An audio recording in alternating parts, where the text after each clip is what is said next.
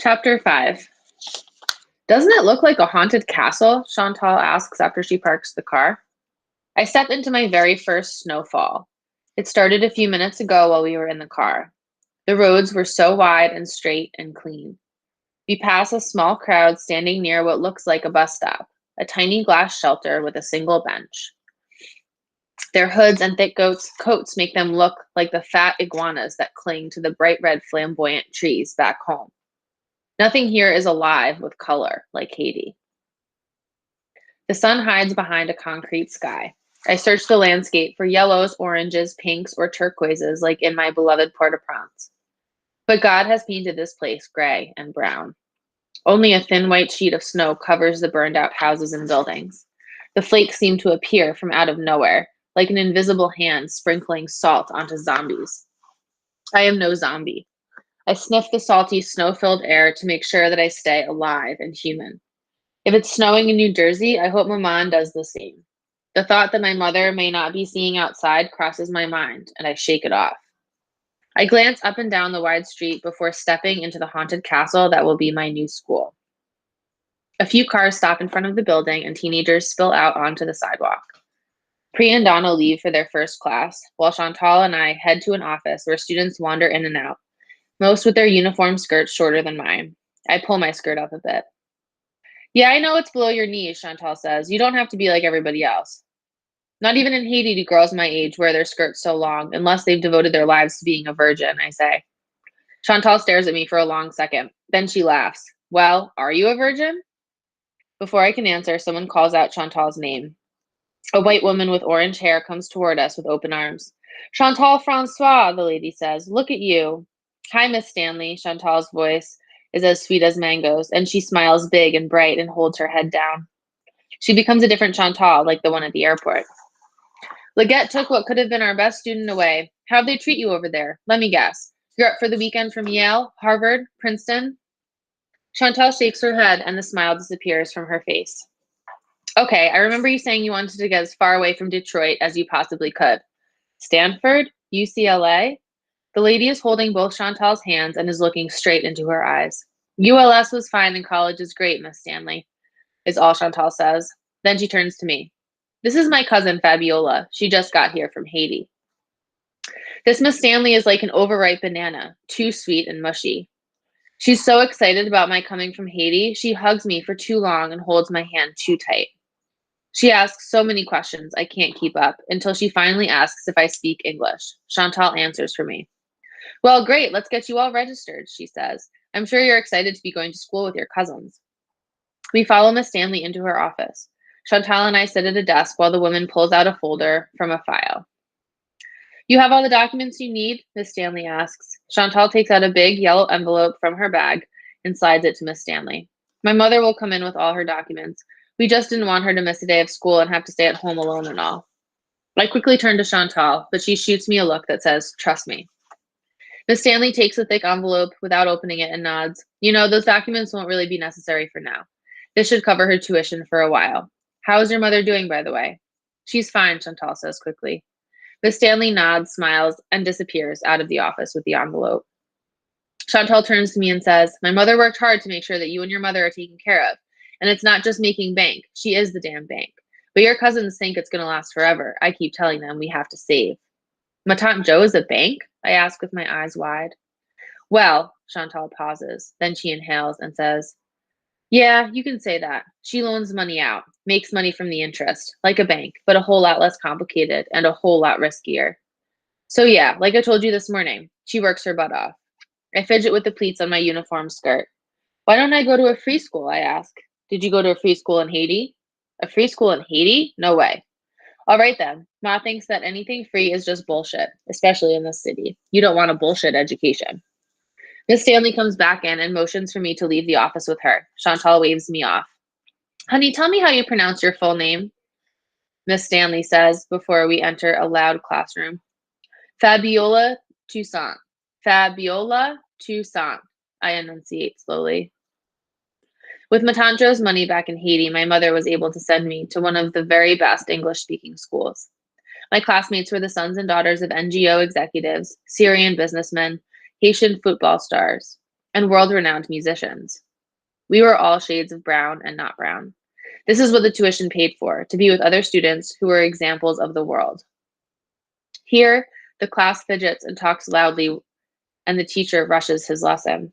I have no pens, no notebook, no textbook, only my ears and memory. I try to keep up, but I quickly introduce myself to the girl sitting next to me as the other students get up from their seats and leave the classroom. That's a pretty name, she says, tossing her long locks back.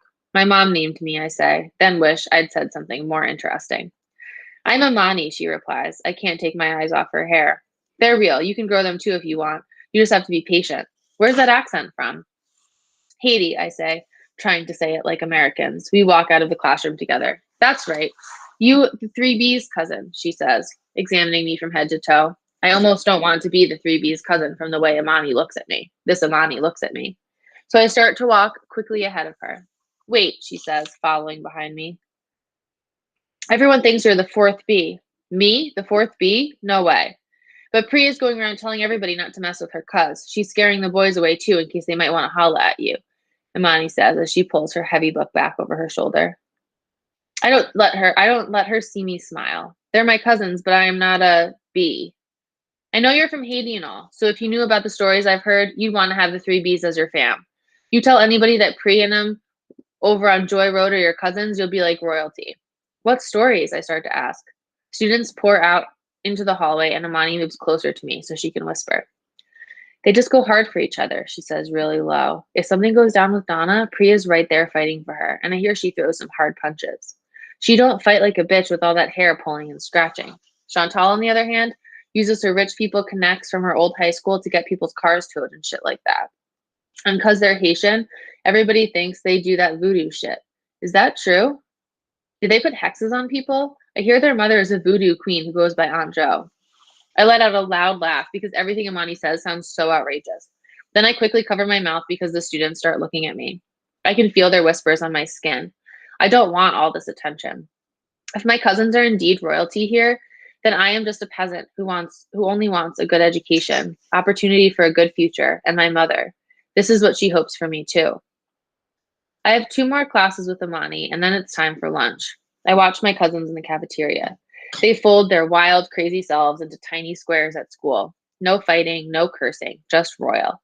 Donna walks as if she's a supermodel, with her done-up face and her flowing hair and her nose in the air. The boys go out of their way just to say hi to her. Pri knows everyone, and she's always telling jokes about and laughing. At the end of the day, when Chantal picks us up, she attracts a small crowd who insist on talking to her about everything and nothing.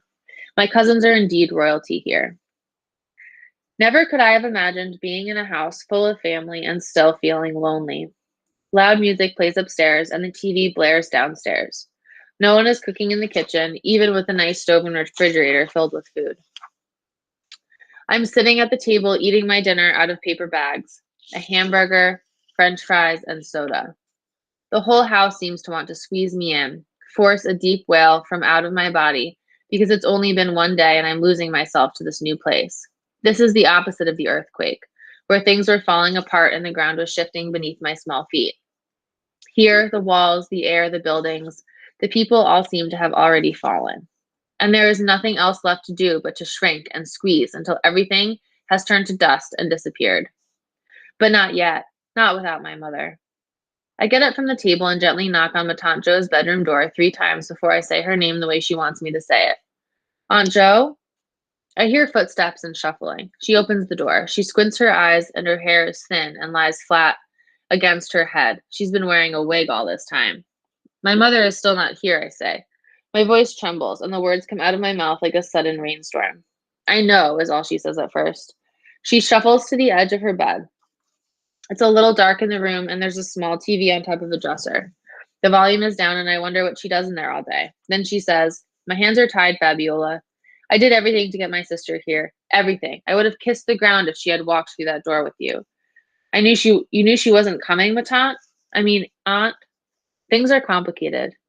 She was on the line with me. She had all her papers. They gave her a visa. I know, she says, holding her head down. You are smart. Your mother told me how your English was so good that those Americans had no choice but to grant her a visa. It wasn't me. She had all her papers. She was supposed to be here. They were supposed to let her in. She motions for me to come inside her bedroom. I step over some clothes and stand next to her bed. In some ways, she says, this country is like Haiti. They talk out of two sides of their mouth. You can never know what these people are going to do. Aunt Jo, is my mother coming or not? I ask. I know how adult Haitians can talk in riddles and never give you a straight answer. Even with her years of living in America, this is still true for my aunt. She exhales. Fabiola, those people and their rules are like sorcerers. If I go digging too deep into their trickery, I will end up with an ass for a face and a face for an ass. You are saying no. My mother is not coming? They are sending her back? She doesn't answer and points to the dresser where the small TV sits. The fourth drawer, she says. You will see a book, a Bible. Bring it to me. I do as she says. She takes the Bible and pats the spot next to her on the bed. I sit beside her and feel her warm arm against mine. It almost feels like my mother's. Almost. Matant Joe's story. This is your home now, Fabiola. This is Philip's house, the house he bought with the last bit of money he had from Haiti. He had dreams, you know. That's why when he saw this house for sale on the corner of American Street and Joy Road, he insisted on buying it with the cash from his ransacked and burned to the ground car dealership in Port-au-Prince. He thought he was buying American joy, so he sent for me and our baby daughter, Chantal. I could not have asked for anything more. A house, a bit of money, and the love of my life. He was all I had. No friends, no family, no Haitian community like in Miami or New York. He was my everything. He came here for the cars and car factories. You'd think it would have been a car that killed him since he loved them so much. But no, the car he left behind is gone now, but we have this house. Even if everything burns to the ground by some twisted magic, it will still be the last house standing. But Philip also left a hole in my heart, like the bullet wound in the back of his head. This hole has spread around me like a cancer. Maybe that will be my salvation, my death. Cancer, another stroke, a heart attack. Now that I won't ever see my dear sister, I don't care how I go. Maybe you, like my daughters, will fill this hole with a little bit of love until my time comes.